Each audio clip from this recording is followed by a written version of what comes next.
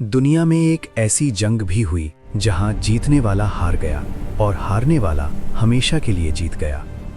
तारीख गवाह है कि दुनिया में हजारों जंगें लड़ी गईं। बादशाहों ने तख्त के लिए लड़ाइयाँ की तो किसी ने दौलत के लिए तलवारें उठाईं। हर जंग में उतरने वाला सिपाही सिर्फ एक ही जिद, एक ही मकसद लेकर मैदान में गया कि उसे दुश्मन को हराना है, उस पर फतह पानी है और जिंदा वापस आना है। लेकिन करबला की वो शाम कुछ और ही वाकया बयान कर रही थी। वो तारीख की इकलौती ऐसी जंग थी जिसका अंजाम लड़ने वाले को पहले से पता था। हज़रत इमाम हुसैन वो शख्सियत थे जो जीत के लिए नहीं बल्कि लुट जाने के लिए मैदान में उतरे थे। ज़रा सोचिए उस मंजर के बारे में।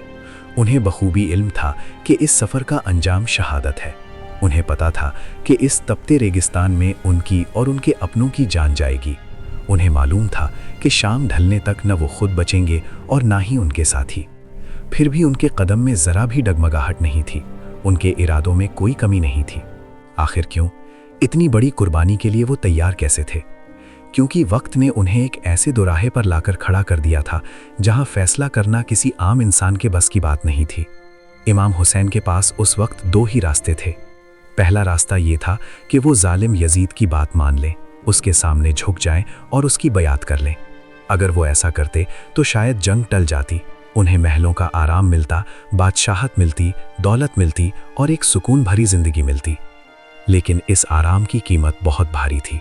इसका मतलब होता इस्लाम का खात्मा, सच्चाई का कत्ल और झूठ की हमेशा के लिए जीत।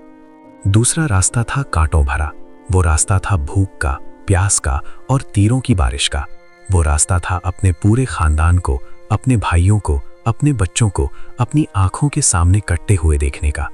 लेकिन सलाम है उस हुसैन पर जिन्होंने दुनिया के आराम को ठोकर मार दी।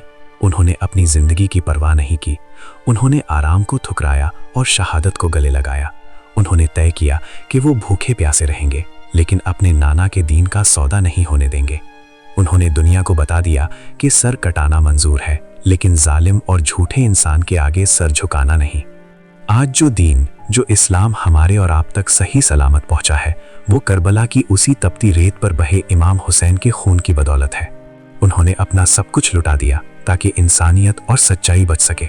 यजीद ने सोचा था वो इमाम हुसैन के जिस्म को ख़त्म करके उन्हें मिटा देगा, लेकिन देखिए आज यजीद का नाम लेने वाला कोई नहीं।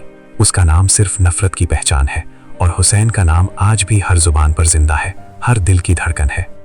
अगर आपके दिल में भी इमाम हुसैन के लिए मोहब्बत है तो कमेंट में या हुसैन ज़रूर लिखें और ऐसे ही और इस्लामिक वाक़ये के लिए चैनल को सब्सक्राइब ज़रूर करें।